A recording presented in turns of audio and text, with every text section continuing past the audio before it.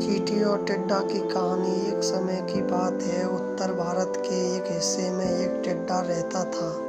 उसी के पास चींटियों का एक झुंड भी रहता था। बसंत ऋतु का मौसम था। खाने के लिए टिड्डा और चींटियों के पास कोई कमी नहीं थी। फिर भी चींटियां सुबह जल्दी उठती और सूर्योदय के पहले ही अनाज ढूंढने निकल जाती और दिन भर अनाज एकत्र करने के बाद वापस लौटकर अनाज को अपने बिल में जमा करती थी। जबकि टिड्डा दिन भर गाना गाते हुए घूमता फिरता था। टिड्डा चींटियों को देखता और सोचता था, मैं तो इतनी मौज मस्ती की जिंदगी जी रहा हूँ, यह चींटियाँ दिन रात इतनी कड़ी मेहनत करके खाना इकट्ठा करने में लगी हुई हैं। टिड्डे को अक्सर चींटियों पर हंसी। एक बार अनाज का दाना ले जाते हुए एक चींटी गिर गई। पास ही टिड्डा बैठा हुआ था। चींटी ने टिड्डे से मदद मांगते हुए बोली, भाई टिड्डे, क्या तुम इस अनाज को मेरे बिल तक पहुंचाने में मेरी सहायता कर सकती हो? टिड्डा बोला, इतना सुहावना मौसम है, तुम्हें इस मौसम का आनंद लेना चाहिए। चारों तरफ कितनी अच्छी हरियाली और खाने के लिए भोजन की कोई कमी नहीं है।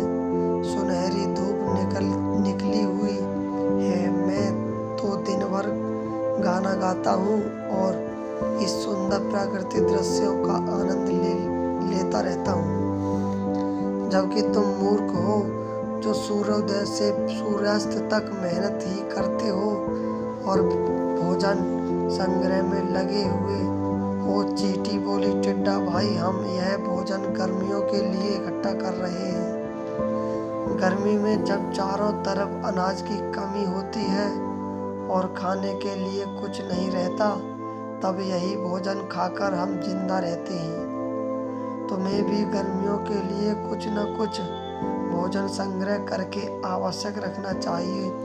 चींटी की बात सुनकर टिड्डा बोला, अरे चींटी, यह सब काम बेवकूफ लोगों के हैं। अभी तो मुझे खाने के लिए पर्याप्त भोजन मिल रहा है, तो मैं इस तरह गाना गाकर आनंद पूर्वक अपना समय बिताना चाहता हूँ। टिड्डा ने चींटी की कोई सहायता नहीं की और वहाँ से चला गया। टिड्डे की इस हरकत को देखकर चींटी को बहुत दुख हुआ और चींटी किसी तरह अनाज को उठाकर अपने बिल तक ले गई।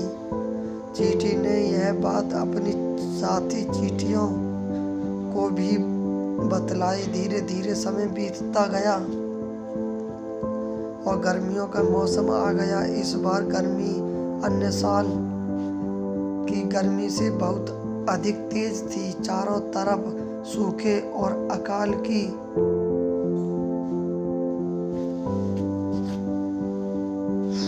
स्थिति बन गई। चींटियों के पास इस गर्मी में भी खाने की कोई कमी नहीं थी, क्योंकि उन्होंने बसंत ऋतु में ही पर्याप्त अन्न इकट्ठा करके रख लिया था। किंतु टिड्डे के पास खाने के लिए कुछ नहीं था। उसने अपने आसपास बहुत तलाश किया, किंतु कहीं भी हो उसे खाने के लिए कुछ नहीं मिला। टिड्डा कई दिनों से भूखा था और भूख के मारे उसकी हालत खराब थी।